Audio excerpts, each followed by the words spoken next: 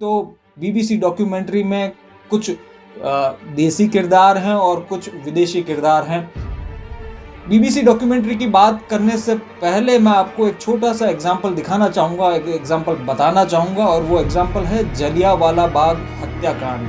General Dyer ने गोली चलाने के आदेश तो दिए थे, लेकिन आपको पता है कि गोलियां किसने चलाई थी? भारतीय सिपाहियों ने। कुछ ऐसा ही मामला बीबीसी डॉक्यूमेंट्री को लेकर हुआ है। देश की कई यूनिवर्सिटीज में इस डॉक्यूमेंट्री की स्क्रीनिंग को लेकर विवाद हुए हैं। कई कॉलेजों में इसकी स्क्रीनिंग की गई है, कई यूनिवर्सिटी में इसकी स्क्रीनिंग की जा रही है। विवाद जामिया मिलिया इस्लामिया विश्वविद्यालय से लेकर दिल्ली यूनिवर्सिटी तक पहुंच चुका है। इसके साथ में जेएनयू में भी इसको लेकर विवाद हुआ था। नमस्कार दोस्तों, मैं दिनेश भट्ट और आज हम डिकोड करने जा रहे हैं BBC documentary Modi the question. इस बीबीसी डॉक्यूमेंट्री के पीछे जो किरदार हैं, अगर हम उनको डिकोड कर लेते हैं, उनका बैकग्राउंड डिकोड कर लेते हैं, तो इसके पीछे की मंशा आपके सामने स्पष्ट तौर पर सामने आ जाएगी।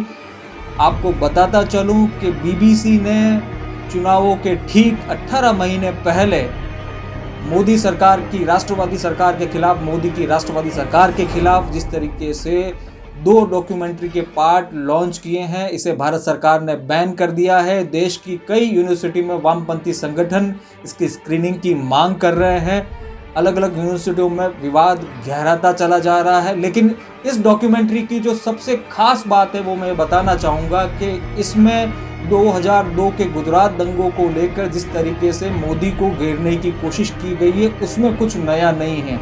अब तक जितने भी तथ्य इन दंगों को लेकर सामने आए हैं, उनमें किसी में भी मोदी सरकार को या मोदी से जुड़े मंत्रियों को दोषी साबित नहीं किया जा सका है। और सुप्रीम कोर्ट में मोदी जी को क्लीन चिट मिल चुकी है। उसके बावजूद ये प्रोपोगेंडा डॉक्यूमेंट्री भारत में और भारत के साथ में दुनिया भर में लॉन्च की गई है।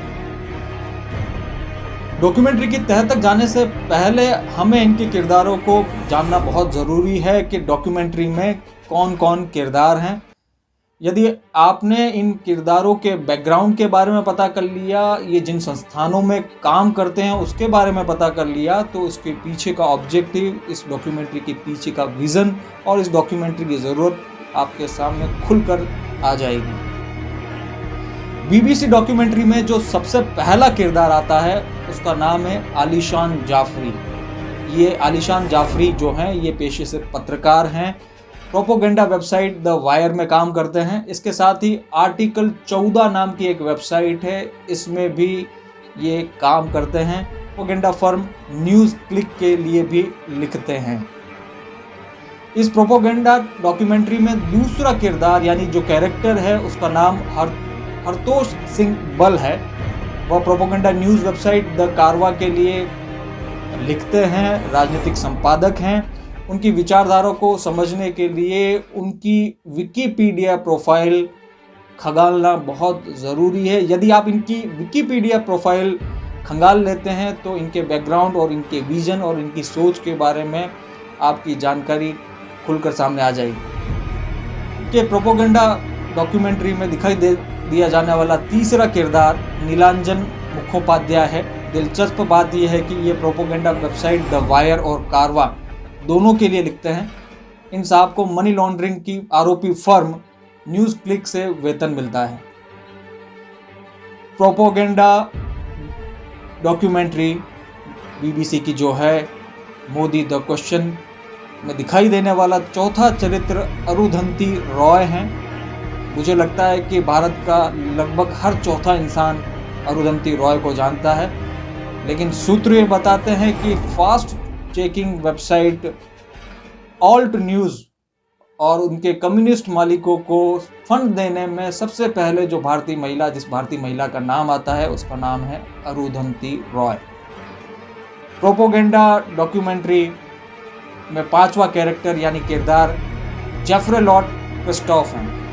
ये एक विदेशी किरदार हैं। दिलचस्प बात यह है कि उनके कामों को द वायर और द कारवा जैसी संस्थाओं द्वारा ही प्रचारित किया जाता है। यानी कि जेफ्रे लॉर्ड क्रिस्टोफ जो भी आर्टिकल लिखते हैं, खबरें लिखते हैं, उनको द वायर, द कारवा जैसी संस्थाएं रीट्वीट करती हैं, सोशल मीडिया पर प्रमोट करती हैं, शेयर करती हैं।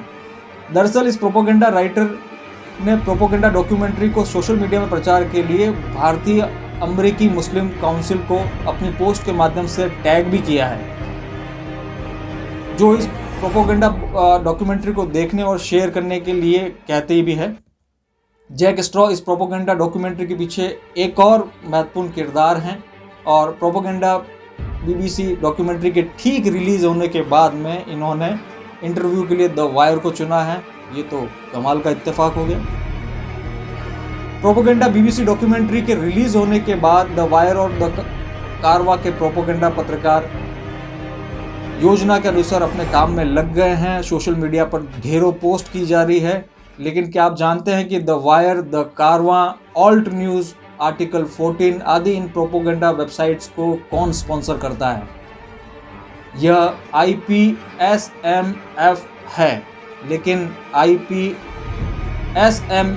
का स्पॉन्सर कौन है, फंडर कौन है, ये जानने के लिए जब हमने गूगल किया तो पता पड़ा कि IPSMF की शुरुआत 100 करोड़ फंड हासिल करने के साथ में की गई थी। नंदन नीलेकनी की पत्नी रोहिणी नीलेकनी ने 30 करोड़ रुपए देने का वादा भी किया था।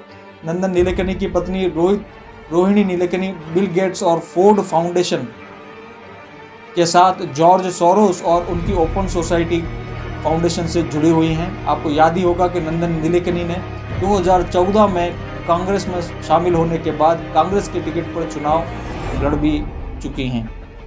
अब समय आ गया है कि नंदन नीलेकनी और IPSMF के साथ अन्य डोनर्स को यह एहसास हो कि उन्होंने अनजाने में अगर फंडिंग की है इन वेबसाइट्स को, इन प्रोपोगेंडा वेबसाइट्स को, तो ये उनकी गलती है और तुरंत उन्हें IPSMF को भंग कर देना चाहिए और उन्हें भारतीयों से माफ़ी मांगनी चाहिए।